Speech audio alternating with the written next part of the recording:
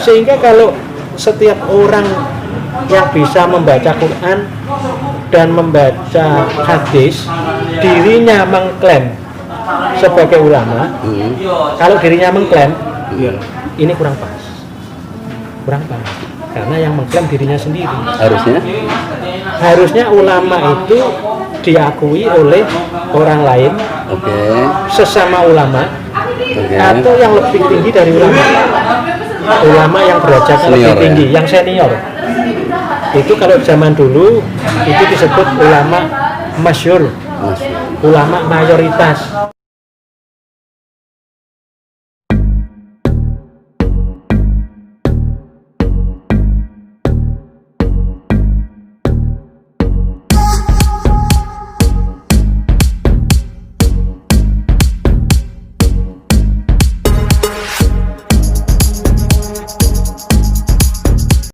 Jumpa lagi di Cangkruan Embongan.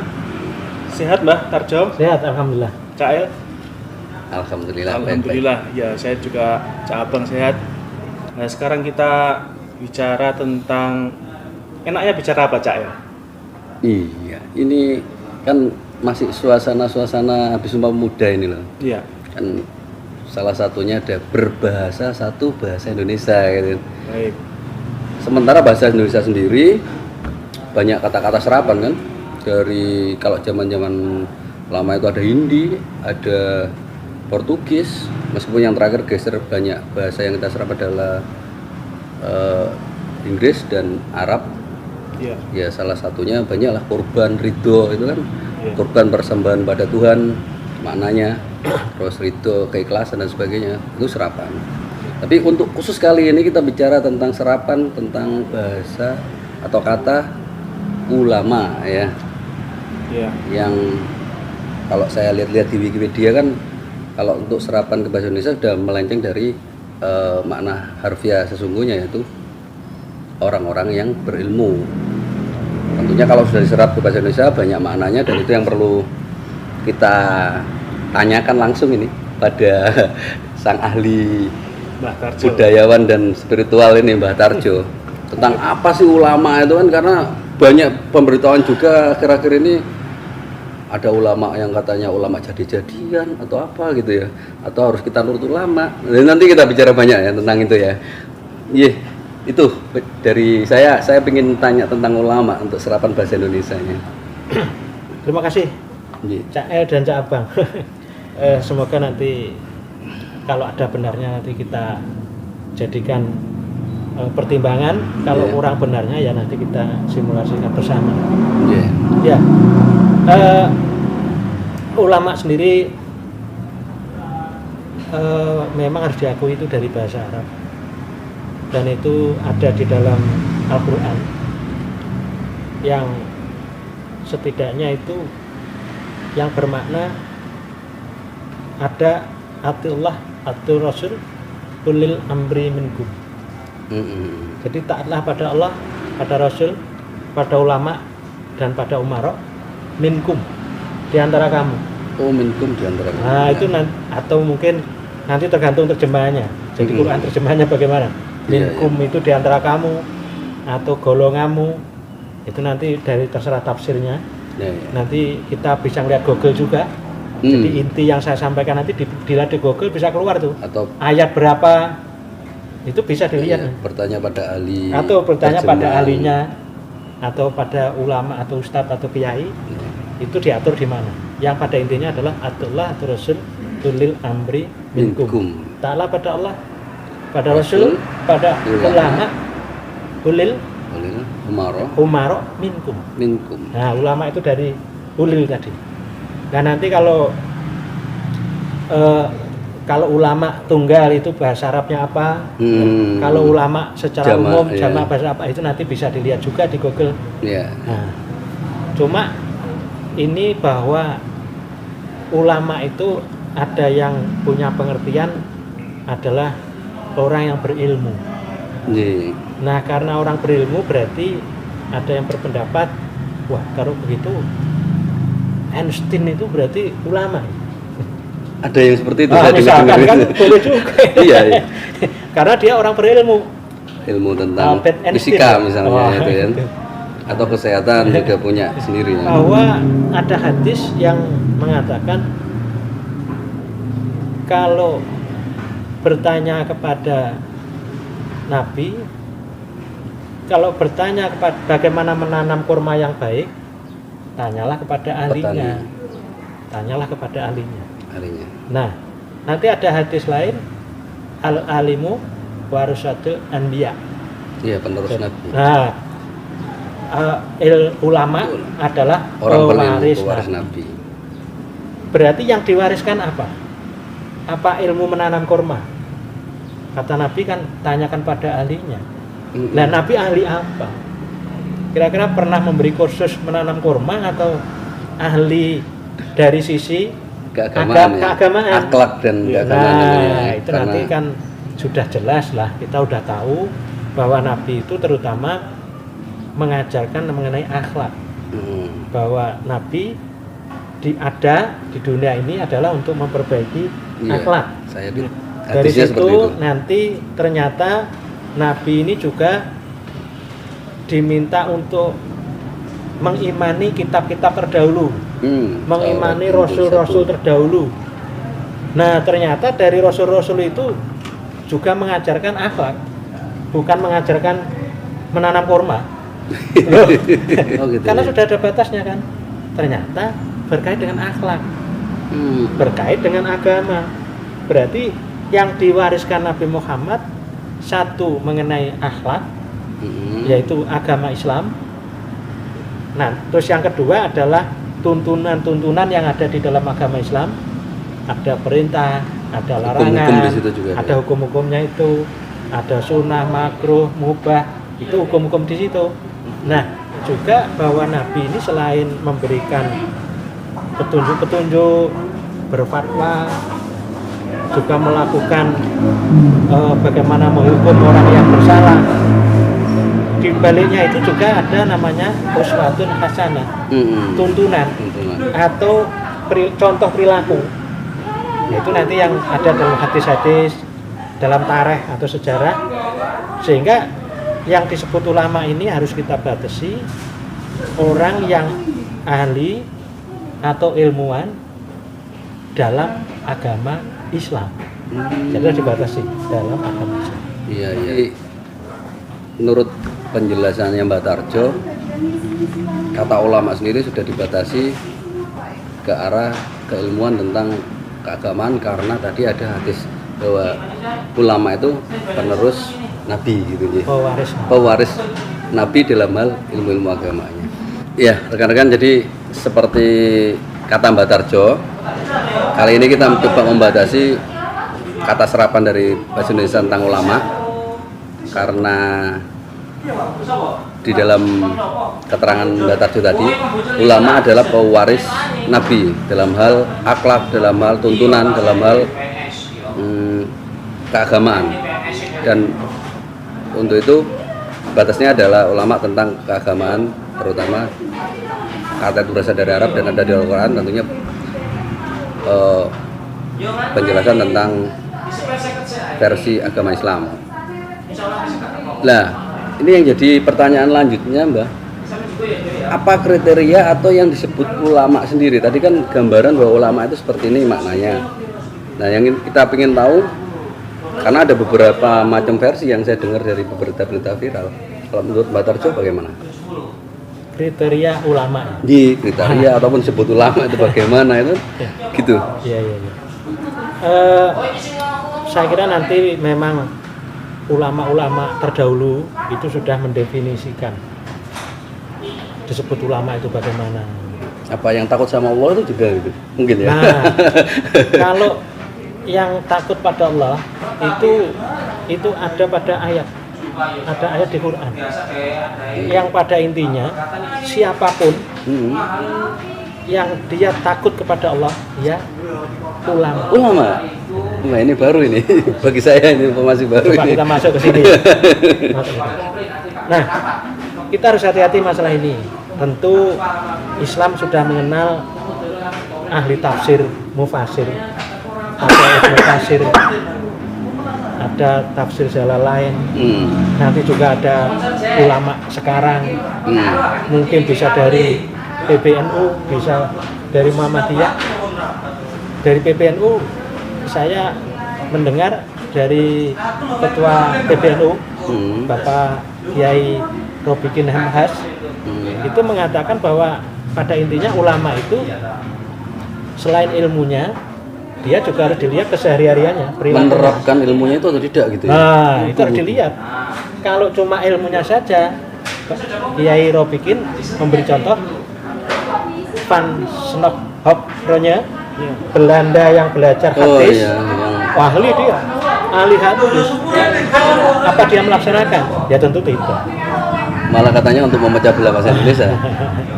Itu sejarah nanti coba dilihat.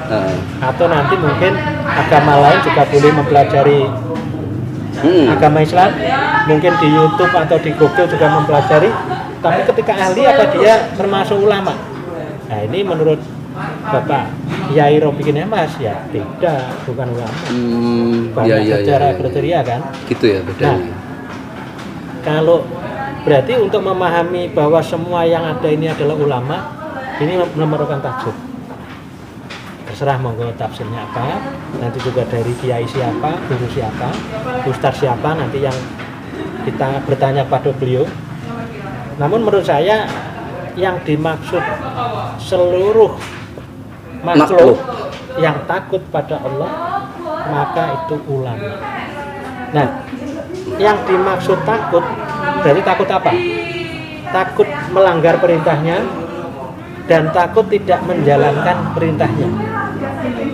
Tentu ini sebetulnya secara realita, secara sejarah, bahwa seluruh makhluk ini sebetulnya tunduk dan tahu tentang Allah, dan tahu tentang ilmu untuk taat pada Allah sesuai versinya.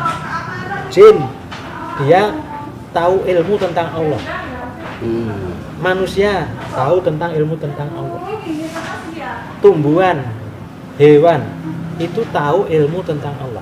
Contohnya ketika jin bagaimana tunduk kepada Nabi Sulaiman untuk membantu pekerjaan Nabi Sulaiman, termasuk membangun gedung-gedung yang megah. Nah, berarti jin itu dia tahu kebaikan dan tunduk pada Nabi Sulaiman dan tidak menjerumuskan Nabi Sulaiman. Berarti tahu ilmunya Allah, tahu apa yang harus dilakukan, apa yang tidak dilakukan. Bahkan dulu tumbuhan itu ketika ditebang dia bisa ngomong, saya jangan ditebang kalau nggak ada maksud. Wah, akhirnya kan yang mau nebang ini kan ini zaman sebelum Nabi Sulaiman. Itu akhirnya yang nebang itu ini sebetulnya Nabi ya, saya persisnya kurang, saya lupa itu. Itu akhirnya memohon pada Allah untuk ditutup manusia mengerti bahasa makhluk lain. Gitu ya. Wah, ini kalau ngerti kan ngeri kita. Nah, itu sebetulnya secara realita dari tafsir tadi begitu. Jadi seluruh yang dia itu tahu mana yang baik, mana yang tidak baik, itu adalah ulama. Ulama dalam arti orang makhluk yang mengerti ilmunya tentang Allah. Ilmu tentang Allah, bukan ilmunya Allah. Jangan suka meleset-meleset enggak. Jadi nanti bagaimana dengan ulama yang kita maksudkan dalam percakapan ini? Tentu dalam konteks manusia, karena kita kan manusia, benar ya? Sepakat kan?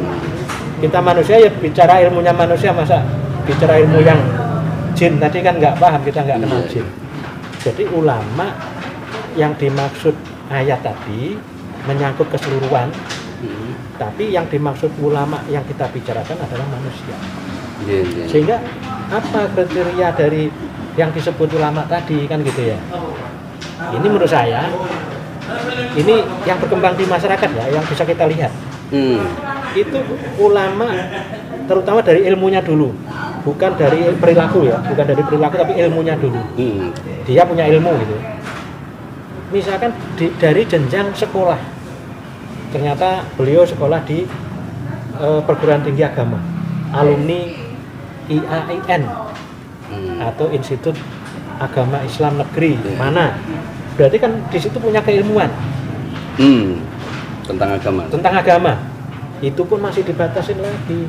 Ada ilmu syariah, usuluddin, ilmu dakwah, ilmu perbandingan mazhab, banyak. Sanad juga. Itu nanti masih dilihat lagi. Itu S1, S2, S3. Lebih dilihat lagi, mengerucut disertasinya apa. Lebih dilihat lagi.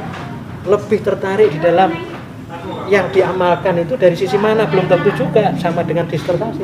Mungkin tertarik sisi lain. Bahkan yang menarik adalah saya mendengar ada profesor dari UIN Surabaya, kalau nggak salah Profesor Soleh itu, bisa dicek nanti. Itu S1-nya apa ya, psikologi. Beda-beda ya. S3-nya kedokteran. S2-nya agama kalau nggak salah.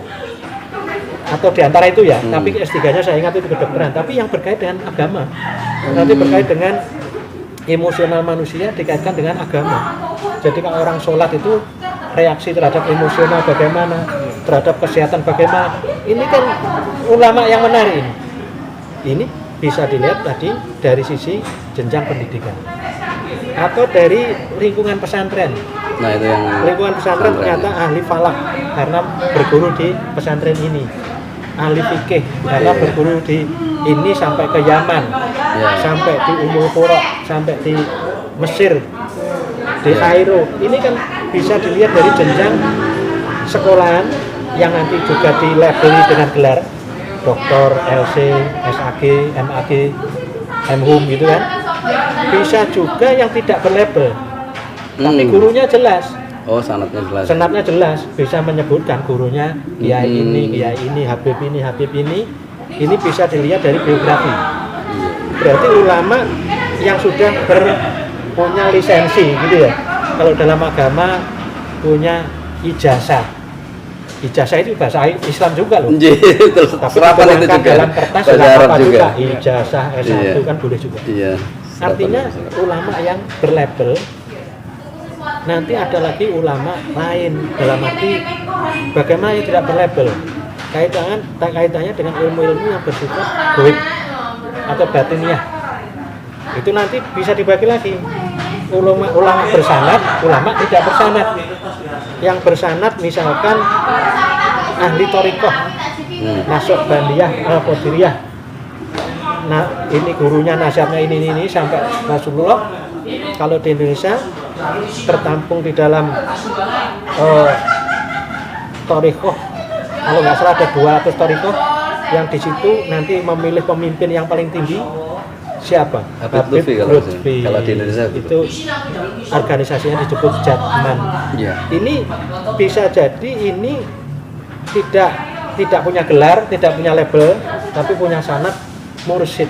Mursyid itu guru dalam agama. Ya kan, ada sanad ya, nanti bisa dicek thariqah itu apa. Nah, ada lagi nanti ilmu batinnya atau gaib yang tidak bersanad. Ini. Jadi ilmu laduni. Nah, nanti ukuran ilmu laduni bagaimana, yang tidak bersanad itu bagaimana. Wah, ini kajian tersendiri. Ini lebih fokus dulu aja ke nanti yang kriteria. Nanti lain kali ya. Lain kali kita bahas ya. Menarik. Kalau nggak bersanad ya oke. Iya, itu penjelasan dari Mbak Tarjo bahwa kriteria ulama karena kita adalah manusia, tentunya kita berfokusnya kepada manusia karena bagaimanapun juga Tuhan kan menciptakan yang berpasang-pasangan, jadi manusia dengan manusia bukan dengan jin atau dengan tumbuhan. Karena kita bicara ulama, manusia, ulama dalam agama Islam, maka seperti yang diterangkan oleh Mbak Tarjo bahwa kriterianya seperti tadi, itu pun masih pembahasannya masih lebih jelas lagi, lebih panjang sebenarnya, tapi untuk sementara kita batasi di situ. Selanjutnya saya serahkan ke Cak Abang untuk mengorek lagi tentang Mbak Tarjo. Jadi Mbak, kalau untuk yang bisa mengklarifikasi, yang bisa memberikan suatu keterangan bahwa oh orang ini adalah betul-betul ulama? Apakah ada badan otoritas atau seseorang yang bisa menyatakan seperti itu? Ya. Menurut Mbah bagaimana? Ya, baik, cabang. Ketika saya cari di Al-Quran maupun di Al-Hadis, itu kriterianya bagaimana itu secara mudah dikenali itu ya kita perlu meneliti. Jadi perlu merangkai, merangkum gitu. Yang pada intinya manusia itu oleh Allah, oleh Tuhan itu dipermudah. Jadi sampaikanlah walau satu ayat, lu itu memberi petunjuk itu sudah ilmu. Hanya satu ayat sudah ilmu. Nah, sehingga yang menyampaikan ini berarti ya ulama, yaitu orang yang berilmu, yang mendapatkan kaidah dari ayat tadi berarti juga mendapatkan ilmu. Apakah ini ulama? Calon ulama mungkin ya? Enggak, ulama langsung. Ulama. Tapi ulama nanti bertingkat. Oh gitu ya. Jadi misalkan tingkatan-tingkatan. Kalau mau belajar iqra, membaca alif, ba, ta, yang ngajari juga ulama. Karena apa? Yang ngajari juga belajar tentang kata-kata itu. Juga berguru, juga ngaji, nanti sebut ustaz dalam konteks iqra. Nanti lebih bertingkat mengenai tata bahasa, sekolahnya beda lagi ustaznya ini. Nanti mengenai tafsir beda lagi, mengenai sastra bahasa lagi, mengenai bahasa Arab, belajar bahasa Arab beda lagi, sampai nanti tentang ilmu ritual atau thariqah gurunya beda lagi, ulamanya. Nanti tentang politik, wah ini sudah menyangkut politik, beda lagi. Sehingga kalau setiap orang yang bisa membaca Quran dan membaca hadis, dirinya mengklaim sebagai ulama, kalau dirinya mengklaim, ini kurang pas.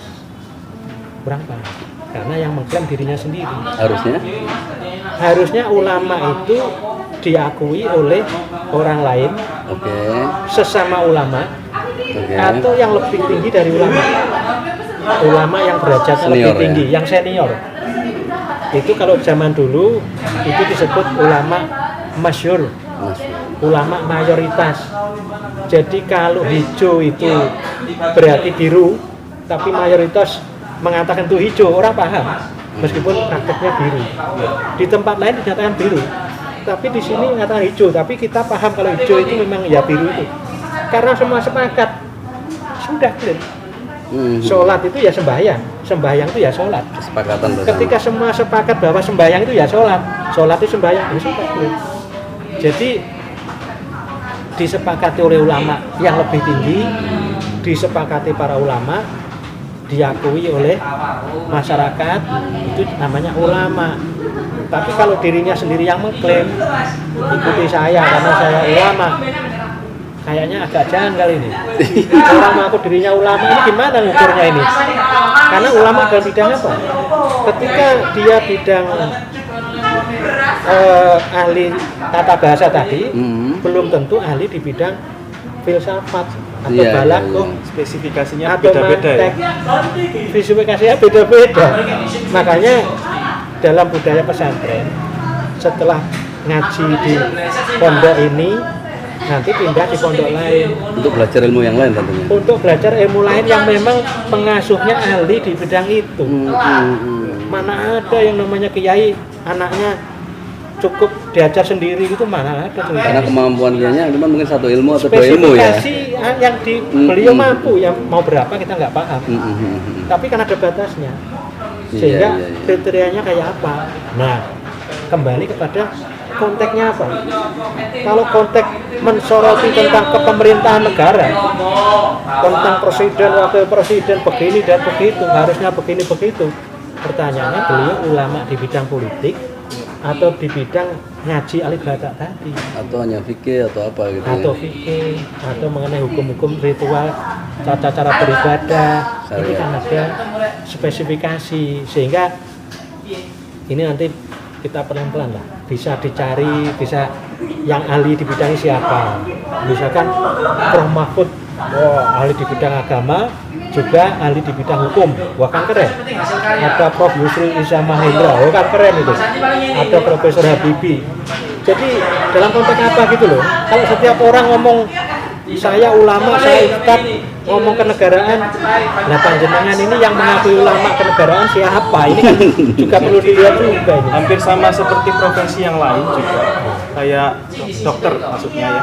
Dokter itu tidak, orang berpikir pasti ahli semua, enggak, tapi ada spesifikasinya juga.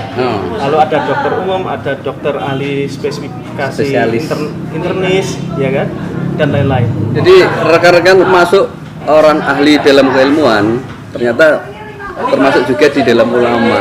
Kenapa? Karena ulama sendiri berarti ahli di bidang apa? Karena agama Islam juga meliputi banyak hal spesifikasi yang perlu dipelajari. Nah ini pertanyaan saya sebelum akhir, bukan di spiritualnya sih. Jadi gini, tadi saya dengar dari Mbak Tarjo bahwa versi ketua BNU di bidang apa tadi saya lupa, itu yang mengatakan bahwa ulama itu selain tahu ilmunya, ahli ilmunya juga menjalankan dalam kehidupan sehari-hari. Tentunya ilmu yang spesifik tadi ya. Itu seperti dalam ilmu-ilmu yang lain, terutama yang saya tahu di ilmu filsafat. Ahli filsafat dengan seorang filsuf itu beda. Ahli filsafat hanya tahu ilmunya, tapi filsuf menjalankan apa yang diyakininya sebagai ilmunya tadi. Sama. Lah, sekarang pertanyaannya ke Mbak Tarjo, kira-kira itu seperti harus dijalani seperti apa Mbak? Ulama yang bisa kita anut tentang menjalankan itu, menjalankan keilmuannya. Oke, baik. Pertanyaannya adalah ulama yang harus kita anut gitu ya. Waduh, gimana ini? Karena apa ini? Karena ini, artinya kalau hukum fikih yang kita anut yang paham fikih, tapi kalau negara kan banyak mengklaim bahwa banyak yang saya itu mau ngatur seperti ini gitu kan, revolusi apa revolusi itu gitu ya. Makanya saya juga harus bertanya ini. Kalau dari sisi pribadi, ritual pribadi, sebetulnya ya dari orang terdekat yang kita percaya dan yang mengajari pertama kali. Misalkan yang ngajari sholat siapa pertama kali, yaitu yang kita anut. Tapi dalam perjalanannya kan kita boleh mencari guru lain yang dianggap oleh kita lebih memadai. Nah nanti kita menganut guru yang baru kan boleh. Itu dari sisi ritual, tata cara beribadah. Dari sisi keilmuan untuk mengisi apakah ilmu syariah, ilmu fikih, ada perbankan syariah, ada asuransi syariah, tentu kita mendengarkan orang yang ahli di bidang itu. Mungkin dosen-dosen di bidang ekonomi syariah atau bank syariah atau asuransi syariah kita dengarkan. Sekarang kan mudah itu, dari radio, dari YouTube, media-media online mudah itu kita bicara untuk kenegaraan. Nah, untuk setiap golongan, misalkan ada NU, ada Muhammadiyah, itu sudah ada kumpulan ulamanya. Kalau Muhammadiyah itu di situ ada majelis tarjih, jadi kumpulan ulama Muhammadiyah yang mengumpulkan hukum, yang mengkaji tentang hukum, akhirnya mengeluarkan fatwa. Maka wajar umat Muhammadiyah diharapkan tunduk pada fatwa itu. NU juga demikian, ada namanya Batul Masail yang itu akan berbicara mengenai fikih atau kaidah-kaidah kontemporer atau modern yang kita alami sehari-hari, itu dirumuskan dan untuk menjelaskan pada jamaahnya. Untuk Indonesia ini luar biasanya, sejak tahun 75 ada namanya MUI, Majelis Ulama Indonesia. Nah itu juga mengeluarkan fatwa, itu juga ada lembaga dakwah, lembaga kajian fatwa di situ mengeluarkan fatwa. Banyak pilihan kita ini. Kita orang NU mau mendengarkan Muhammadiyah juga boleh. Orang Muhammadiyah mendengarkan NU boleh, kenapa? Tidak ada masalah kan? Sama-sama Islam ya. Kita kan pilihan. Sama-sama Islam juga. Yang penting kembali tadi pertama kali apa? Ati Allah, ati Rasul, ulil amri minkum.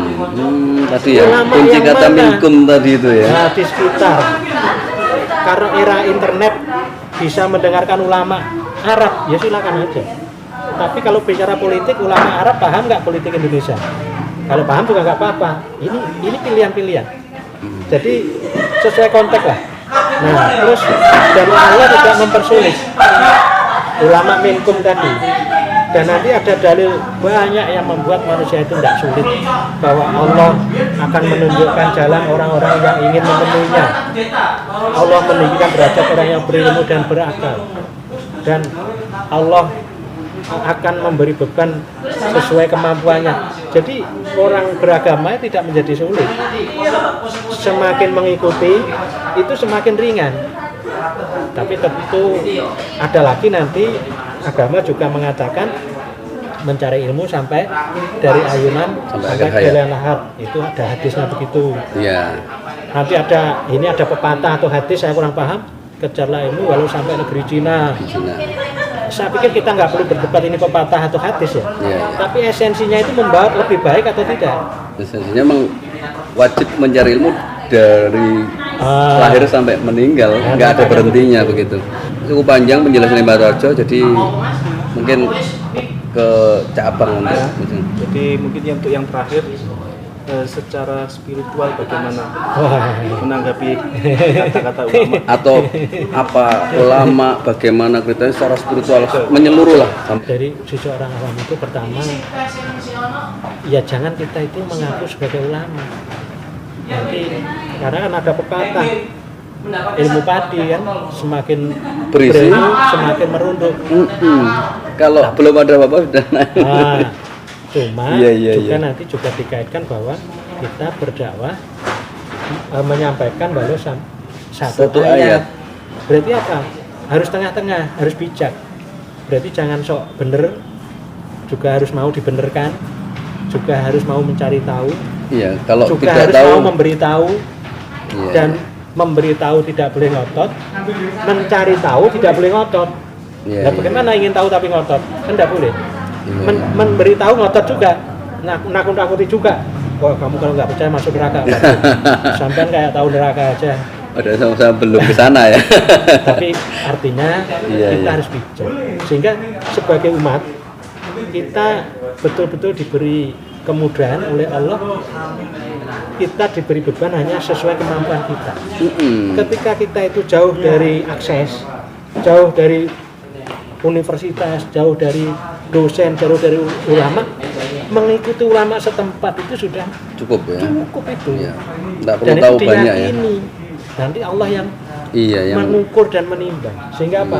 Konsep ati Allah, ati Rasul ulil amri tadi bukan sesuatu yang memberat. Minkum. Garis bawah minkum. Itu saya ingat terus nanti. Itu bukan sesuatu yang memberatkan. Sekitar kita. Jadi tidak perlu harus jauh-jauh. Kalau memang kemampuan kita di sekitar kita ya cukup disesuaikan. Aja. Karena Allah maaf mungkin kalau kita nggak tahu yang di luar mungkin juga nggak apa-apa. Jadi saya kira itu closing penjelasan terakhir mengenai spiritualisme, makna ataupun apa bagaimana ulama dari Mbak Tarjo. Dari saya tidak ada tambahan lagi. Dari Mbak Tarjo, silakan. Baik teman-teman, terima kasih atas meluangkan waktunya. Sampai jumpa lagi di Cangkruan Embongan yang berikutnya.